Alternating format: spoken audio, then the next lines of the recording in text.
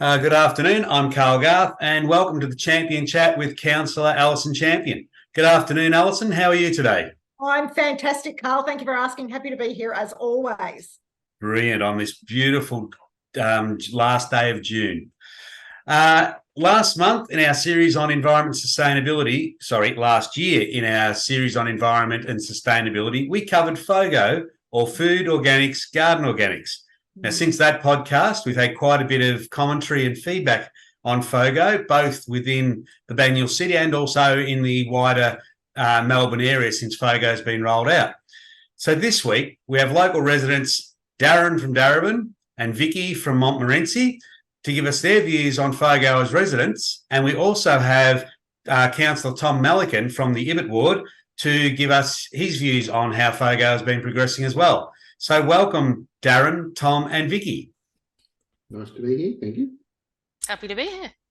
So as we mentioned, today's podcast is a review of the FOGO initiative, where, like many other local government areas, Banyule's rolled out the new red lid bins. Try saying that quickly. And encouraging people to put food and organics into their green lid bins. And the aim has been to recycle more, reduce landfill, and therefore reduce the costs associated with waste management in the Banyule area. Alison and Tom, are you able to provide us with feedback on whether the FOGO initiative is on track to achieve the targets that were originally put forward? Yeah, pretty much. We're almost there. So we've created some targets that were probably a tiny little bit ambitious, but we're close. So we probably won't quite meet those targets, but we're very, very close. So we're almost on target. Okay. Has there actually been any external forces that have probably impacted the ability to reach that target in the last 12 months? For example, maybe lack of infrastructure or lack of markets for recycled FOGO? Probably, look, generally, no. I'm going to go with generally no. I don't think so. I've seen feedback from our officers, etc., has been more, it's been the first year of FOGO, and in any new program at any time when a whole community is involved and behaviour is being asked to change, quite frankly, there are those who are wanting to be involved in FOGO, and they're learning how to change behaviour. So that's just been, it's not so much slow, but it's just working through, right, what do I do now? So there's been the community learnings and understandings that this year has shown. And it's shown that many of our community actually understand it and appreciate it and want to be involved. And they're wanting to make it part of their lives, which is fantastic. And that's the majority. That's actually the majority. And then there are those who just won't.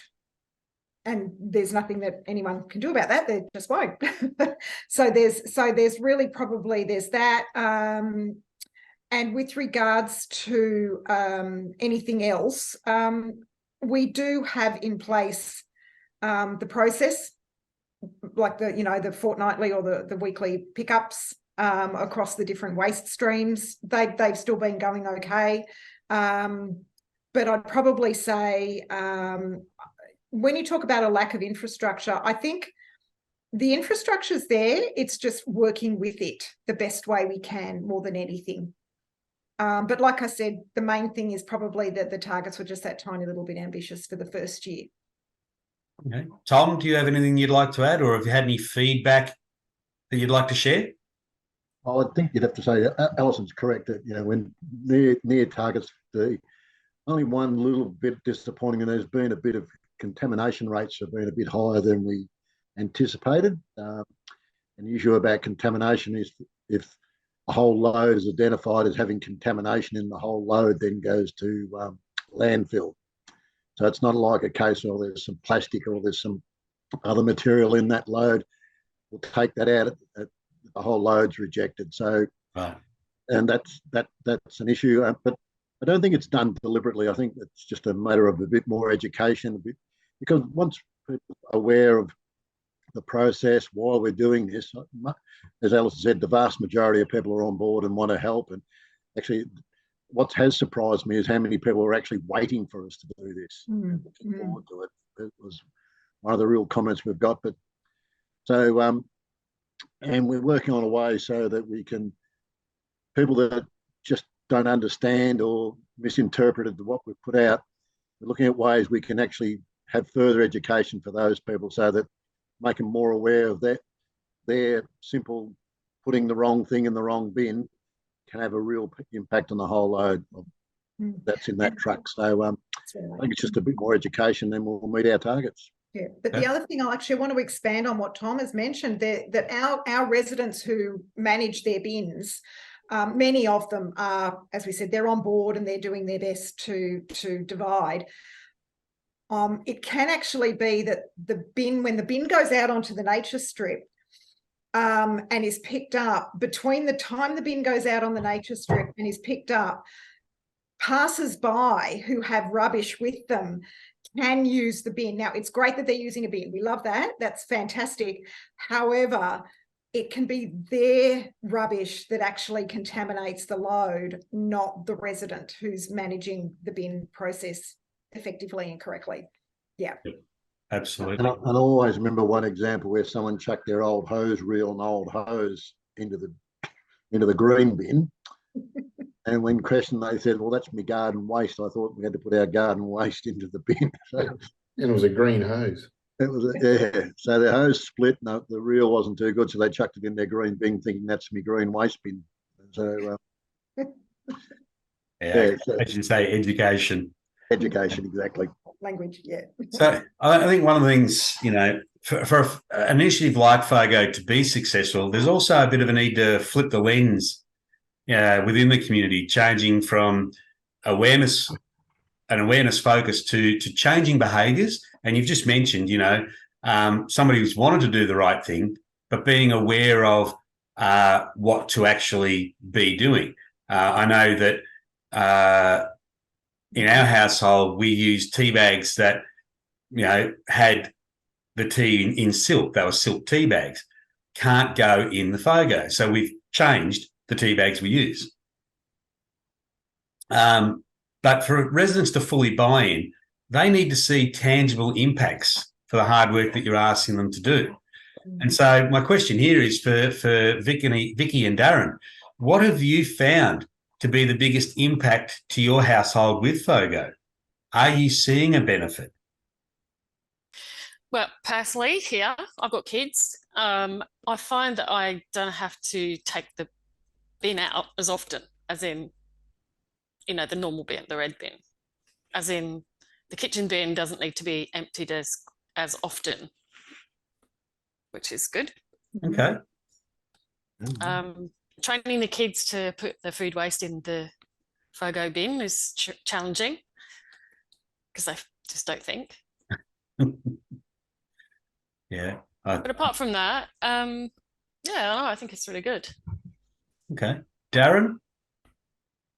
Yeah, interesting. I think we're a household that has all the will in the world, but the behaviour change just hasn't occurred.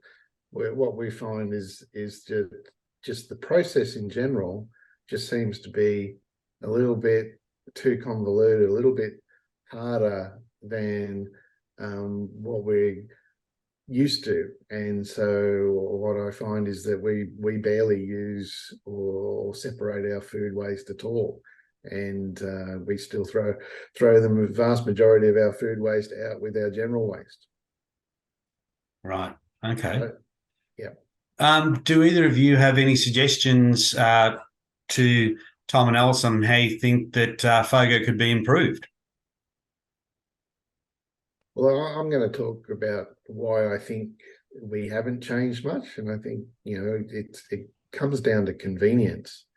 And we have established processes in our house where we've got bins in the kitchen. We fill those bins up. When they're full, the bag is bagged up and taken outside to the big bin.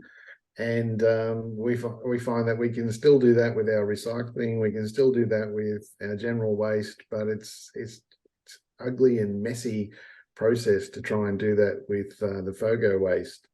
And that's probably where this becomes inconvenient for us. And that's why I think that we're finding it hard to adopt and change to do the separation and so on. And I think probably the biggest barrier is not being able to use compostable bags.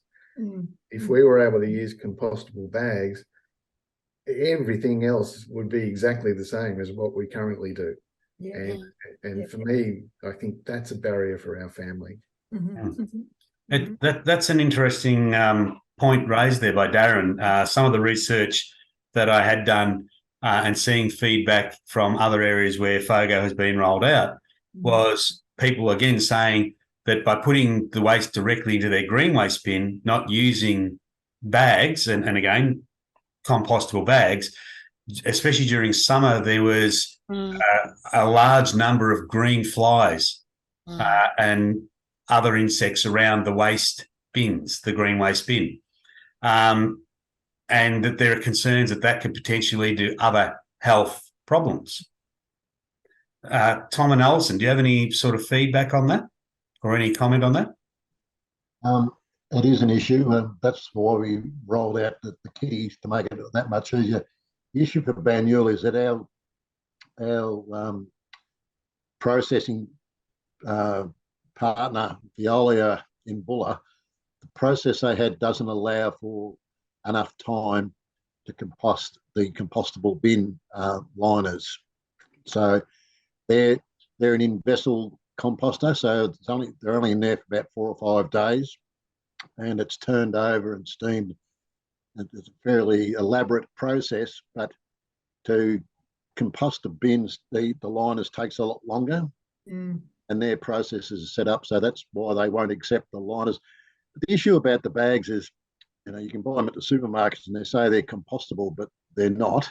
A lot of them aren't. And if they are compostable, then they're basically food starch. So we're using food, something that could be used for food, as a bag, so we don't get our bins a bit dirtier. So it's a fairly resource-intensive way of using a food product, I would have thought. And there is the potential on it.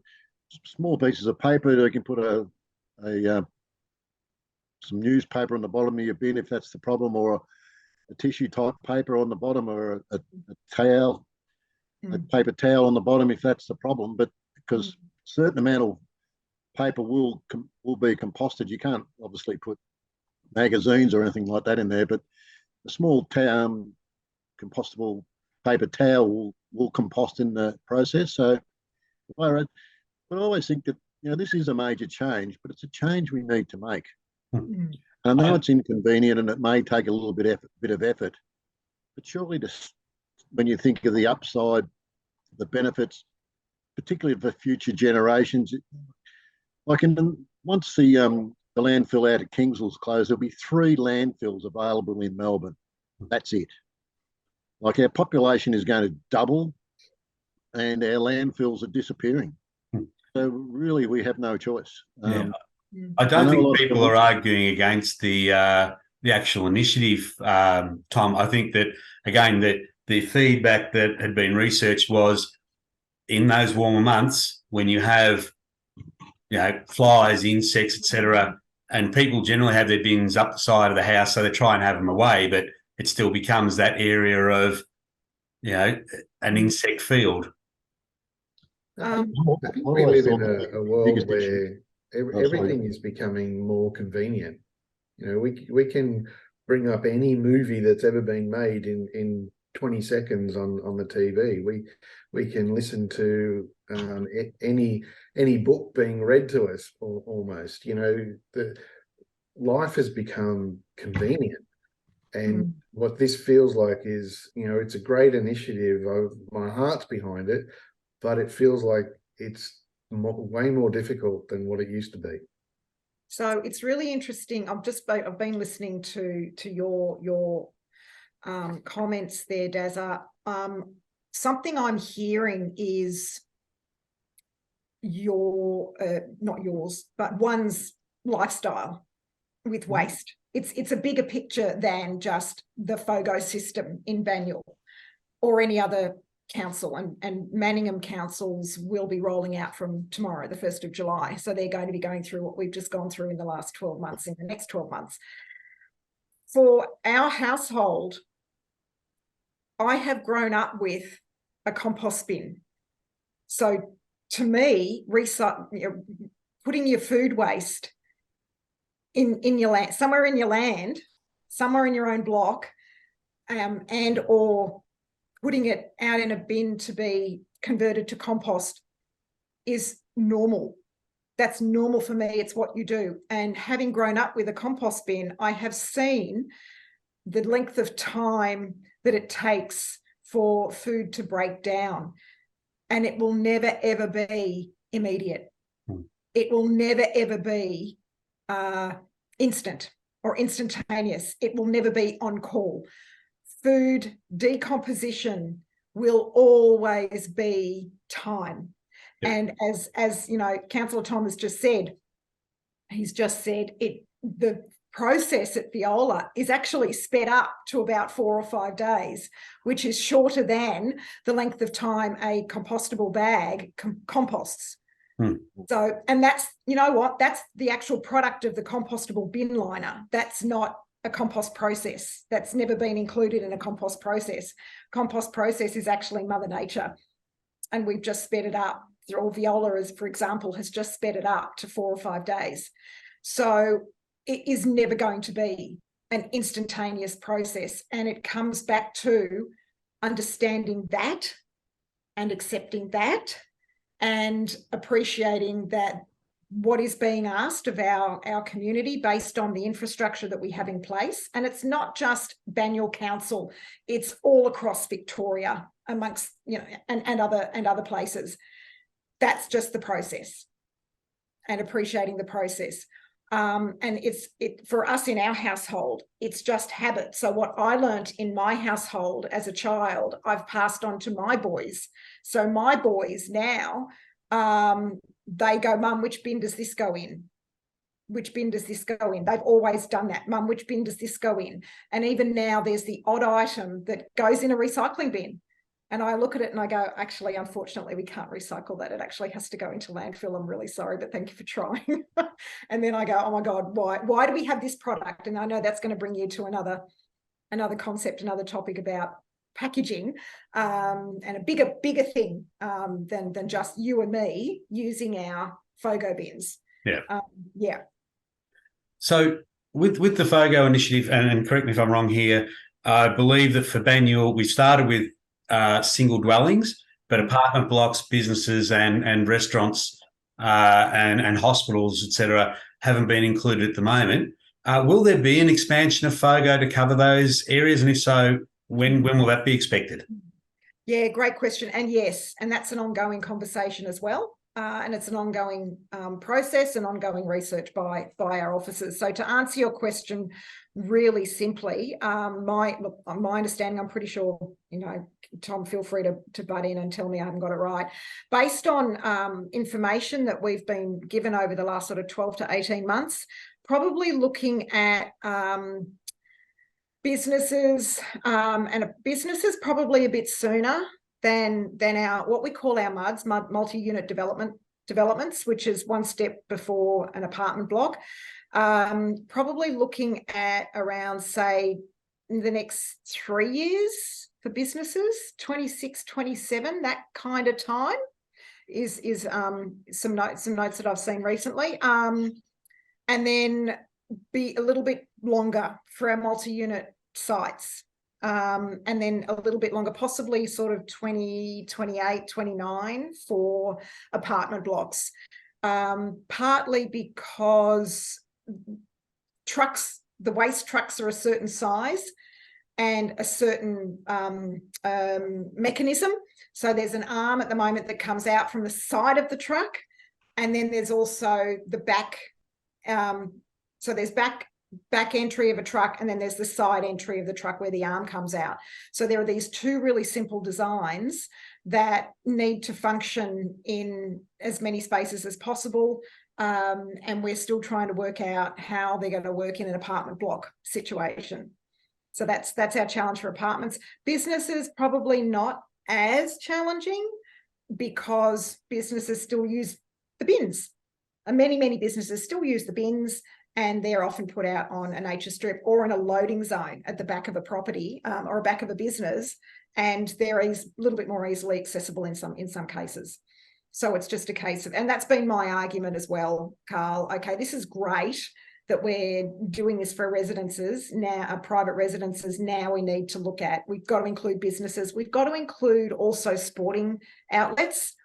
Are a really good example of certainly feedback that's come to me from members of my local community who run sporting clubs. They're presidents of sporting clubs, for example. They're going, well, we really want to make sure that our bins are also part of the FOGO process. How do we do that? So that's part of that conversation as well. So we're working on that. Okay. Yeah, part of Alison's right. The problem with the multi-unit developments is it's a case-by-case process, because you can imagine that some of these buildings have been designed, and you'll see the private waste collectors have those arms on the front of their trucks. They pull into the building, they pull the big bin out, lift it up, throw it over the back, and then put it down.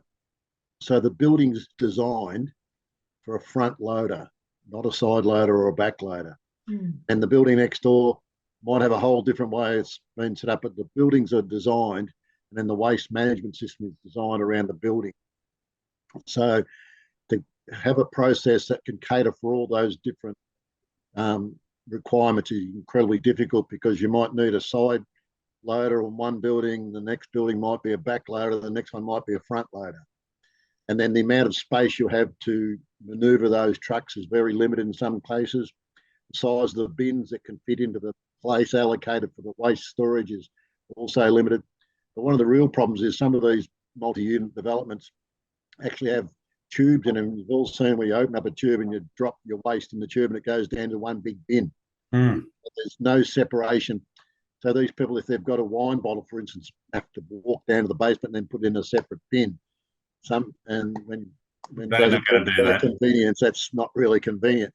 No. But so some of these were built at a point where there was no separation at all. Everything just went into the landfill bin, and so people just chuck everything in the chute. So even though some of those people are quite prepared to separate, from a physical point of view, it's incredibly difficult for them to do that. So it's really a case-by-case basis, but it's also about how we plan future buildings, because, as Alison said, once they get to a certain size, depends on their nature strip. The last thing you want to see is an apartment block, and every week there's 40 bins out the front. It's unsightly, difficult to control, and it just makes a mess. So we do need to do something about that, but it is incredibly difficult and time-consuming and expensive. But the other side of the coin is council can provide a solution. It would be obviously cheaper and more attractive to the residents, because currently all these private waste collectors come into Banyule, pick up, how many bins they've got contracts to pick it up, and then drive it to their processing facilities. Whereas if council could do it, we could take it to the depot in Waterdale Road, which would be considerably cheaper. So we could actually save the residents money. But it's the sporting clubs. Part of what will fix the sporting clubs issue is, we've all seen it, you go there and some people are sitting around drinking, they chuck their cans and their stubbies, whatever, into the recycling bin, and then someone comes along and chucks their chip wrapper and their pie wrapper and coffee cup and a few other things in it. So the real change for that will be the container deposit scheme, which comes in November. So obviously it'll be then in the club's interest to actually collect the cans and the stubbies, because they'll get the money back for them. It's like when we were kids picking up bottles for 5 cents at the That's exactly what that is. Yeah, that's coming back. Some things are just coming back. The problem, one of the issues will be, though, the good old days, it was done on weight. So if you had an aluminium can, remember when people used to go around and squash them? Yep. You won't be able to squash them, because when you feed them back into the vending machines, it has to identify that, yes, this is an aluminium can and it's got to have certain barcodes on it. Yes, that's an aluminium can. I'll recognise that. I'll give you your deposit. That aluminium can's squashed. Can't identify as an aluminium can, and you won't get any money back for it. Beautiful. So you can just see these young kids pulling around these big bags full of cans, Remember those unsquashed cans. Unsquashed cans. That's exactly right. Yeah. And look, I'll just add to Tom's comment about new buildings, new multi-unit sites, or new apartment blocks. One of the things that is a very real conversation between planners and developers of these sites. They're actually in conversation about with waste. The waste department has to be involved in these conversations with the multi-unit sites that are being constructed and planned now.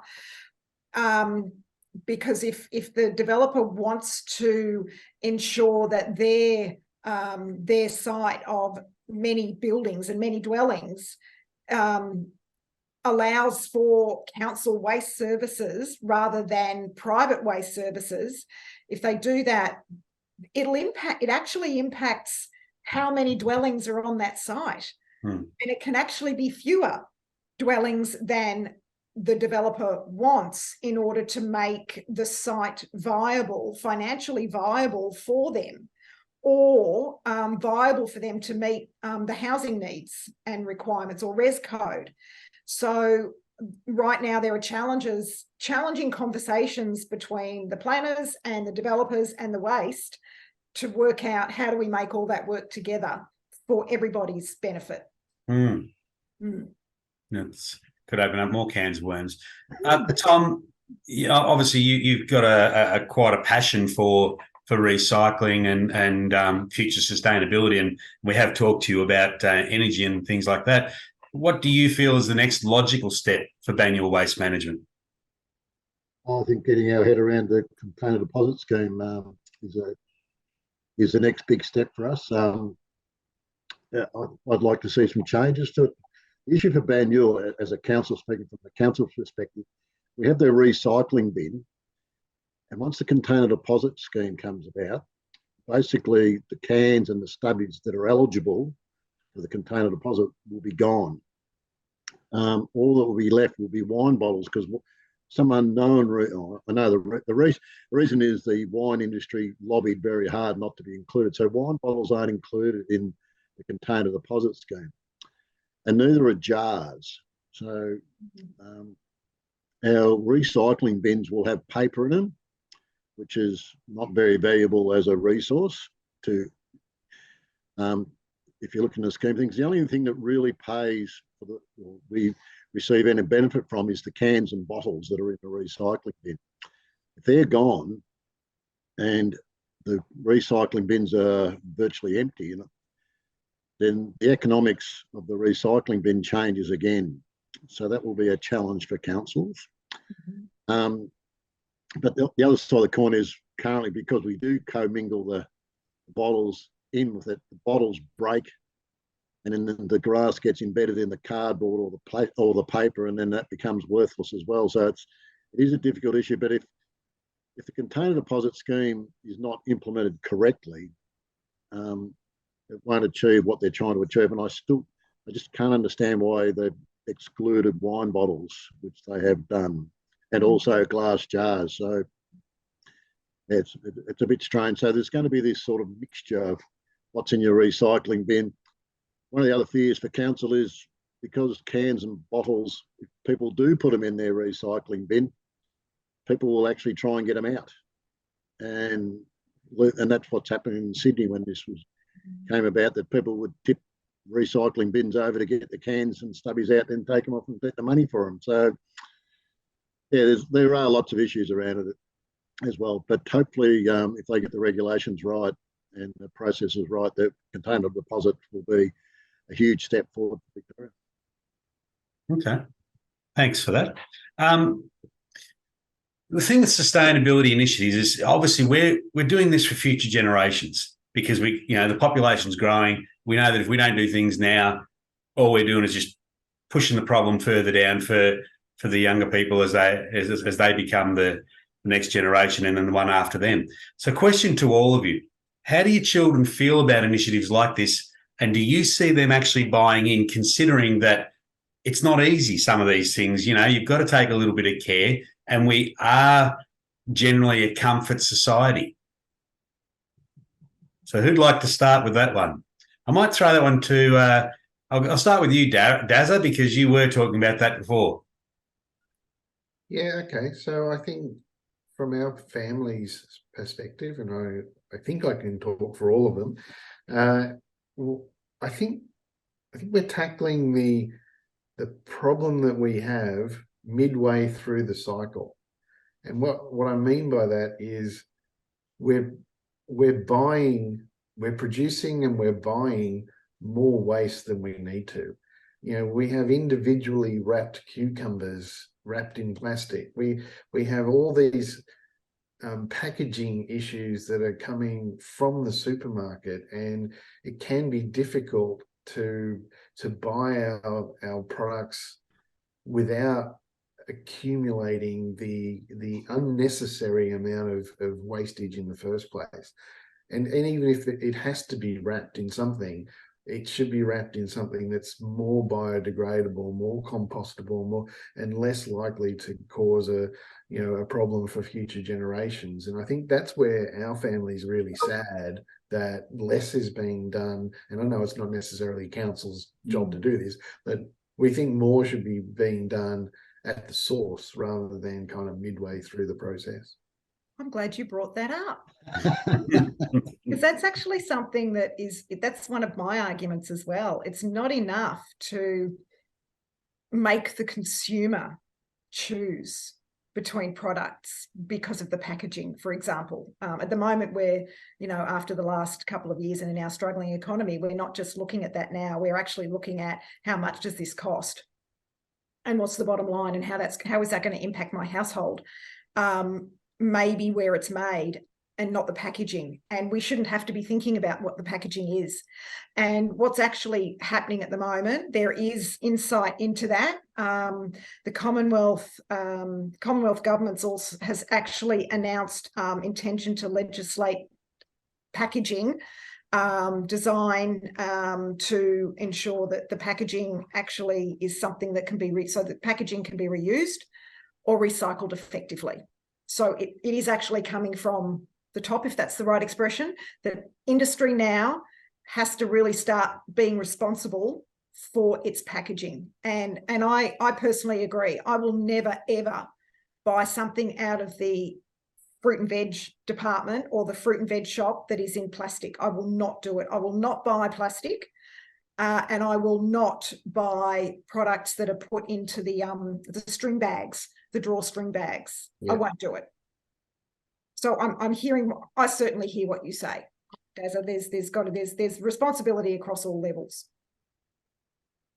You're exactly right, Alison. It is complex. I know the Packaging Council have tried to let the industry look after itself, but that's failed miserably. There's a concept that whatever you can not regulate, but just say you can use whatever packaging you like, but whatever it costs to recycle that packaging is added to the cost at the start. Mm-hmm. So, yes, if you pack something in polystyrene, that's your choice. We'll add to the price of the product what it costs to recycle the polystyrene.